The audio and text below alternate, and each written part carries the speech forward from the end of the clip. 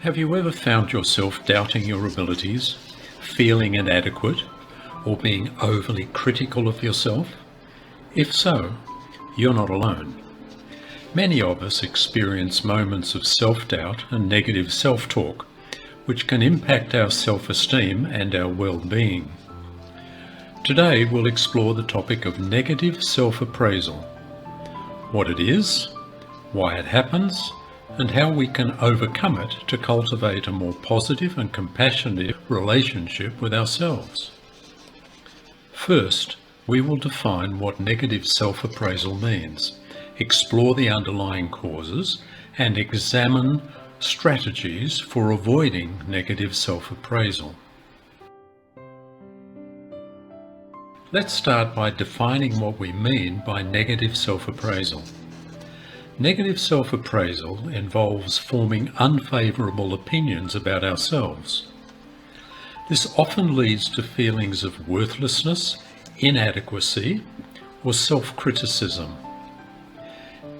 It can manifest itself in various ways, such as half self-judgment, comparing oneself unfavourably to others, or focusing on perceived flaws and shortcomings.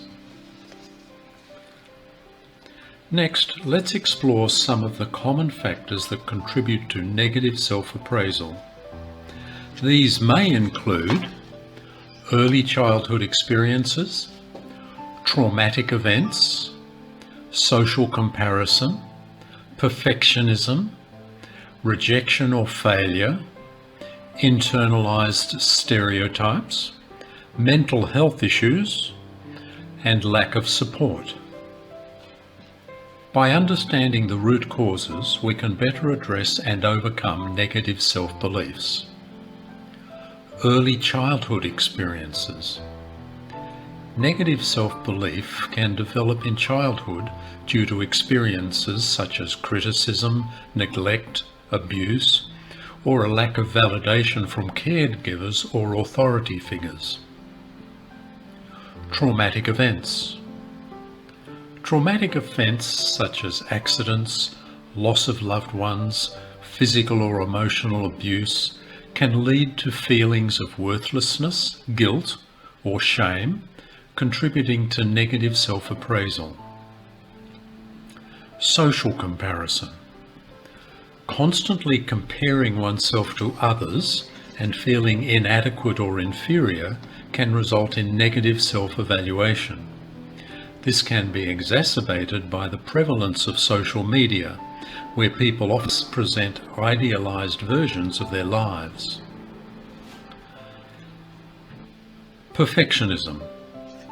Having standards that are too high from ourselves or others can make us always criticize ourselves and feel unhappy with who we are, which adds to feeling bad about ourselves. Unrealistic expectations. Wanting to be perfect in everything or setting goals that are too hard to reach can make us feel like we're failing and not good enough. Rejection or failure. Experiencing rejection, failure, or setbacks in various aspects of life, such as relationships, academics, or career, can reinforce negative self-beliefs and undermine self-confidence. Negative feedback. Receiving repeated negative feedback or criticism from others without balanced positive reinforcement can erode self-esteem and contribute to negative self-appraisal. Internalization of stereotypes. Believing negative things about ourselves because of what society says about our gender, race, who we love, or if we have a disability, is called internalizing stereotypes. For example, thinking that girls aren't good at math or that people of a certain race are lazy can make us feel bad about ourselves. Mental health issues. Conditions such as depression, anxiety, or low self-esteem can distort perception and contribute to negative self-appraisal. Lack of support. Inadequate social support or a lack of positive role models can make it challenging for individuals to develop a healthy self-concept and self-esteem. Negative self-appraisal can have profound effects on our mental, emotional, and physical well-being. It can lead to low self-esteem, anxiety, depression, relationship difficulties, and even impact our performance in various areas of life. Now, let me introduce 2 books which will help us change our self-doubt into self-confidence. The first book is The Confidence Gap by Russ Harris. This book explores the concept of self-confidence and provides strategies for overcoming fear and self-doubt. Here are some key points from the book. Understanding confidence. Harris emphasizes that confidence is not about feeling certain or fearless, but rather about taking action despite uncertainty or fear. True confidence comes from doing what matters to you, even in the face of self-doubt. Consider a student who wants to improve her public speaking skills, but feels nervous and insecure about speaking in front of others. Instead of waiting until she feels completely confident, she joins a public speaking club. And despite of feeling uncertain and fearful, she actively engages in opportunities to practice and receive feedback.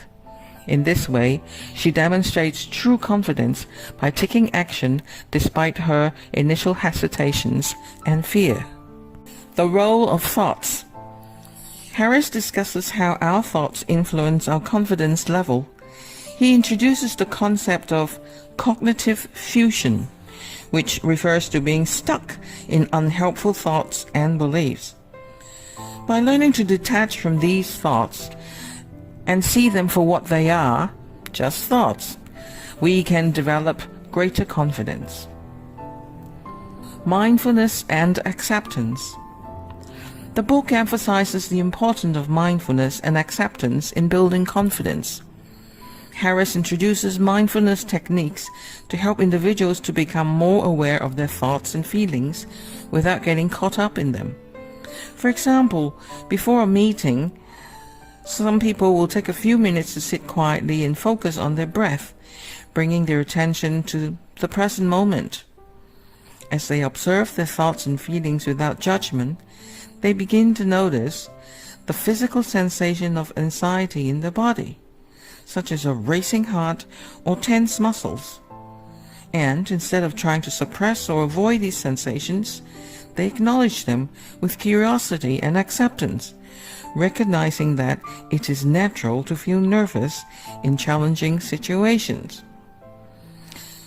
By practicing mindfulness in this way, they create a sense of space between themselves and their anxious thoughts, allowing them to respond more calmly and confidently during the meeting. Over time, as they continue to cultivate mindfulness and acceptance, they find that their confidence grows, and they become better equipped to handle stressful situations with resilience and assurance.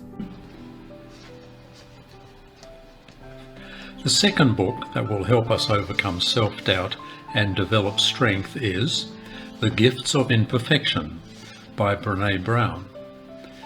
This shares valuable insights on living a fulfilling life by embracing imperfection and vulnerability. Here are the key points. Being true to yourself. Brown encourages us to be genuine and authentic rather than trying to be perfect or seeking approval from others. Facing challenges with courage. Instead of avoiding difficult situations, she suggests facing them bravely, as vulnerability can lead to growth and connection. Dealing with shame. Brown discusses how shame can affect our lives and provides strategies for building resilience and self-compassion to overcome it. For example, feeling embarrassed about a past mistake or failure such as forgetting an important information during a presentation at work. We can overcome this feeling of shame by acknowledging the mistake, learning from it, and practicing self-compassion by reminding ourselves that everyone makes mistakes and it's an opportunity for growth. Embracing imperfections.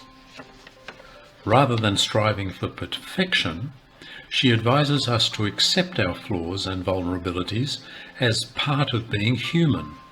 For example, some of us may feel ashamed about struggling with body image issues and comparing oneself unfavourably to the societal standards of beauty. Strategy for overcoming shame. Practicing self-acceptance and challenging unrealistic beauty standards by focusing on qualities and strengths beyond physical experience. Seeking support from loved ones or a therapist can also help in building resilience and self-compassion. Showing kindness to ourselves. Brown emphasises the importance of treating ourselves with kindness and understanding, especially during tough times. Letting go of comparisons. She urges us to avoid comparing ourselves to others and instead focusing on being grateful for what we have.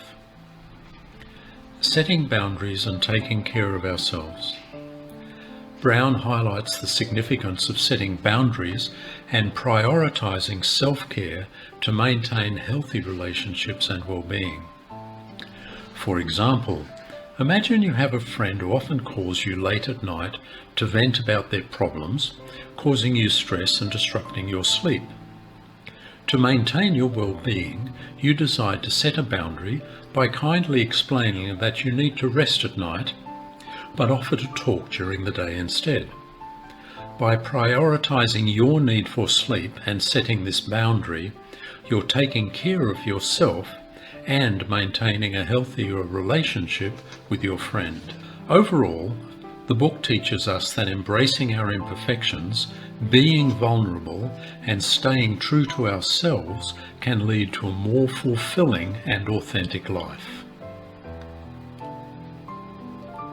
Negative self-appraisal is a common experience that many of us face, but it doesn't have to define us. By understanding its causes and effects and implementing practical strategies for change, we can break free from self-doubt and cultivate a more positive and empowering relationship with ourselves. I hope you found these tips helpful. Our channel is dedicated to support your personal growth journey. Remember, self-development is a lifelong journey, and reading is a powerful tool on this path. So keep relaxing, learning, and growing. Thank you for watching.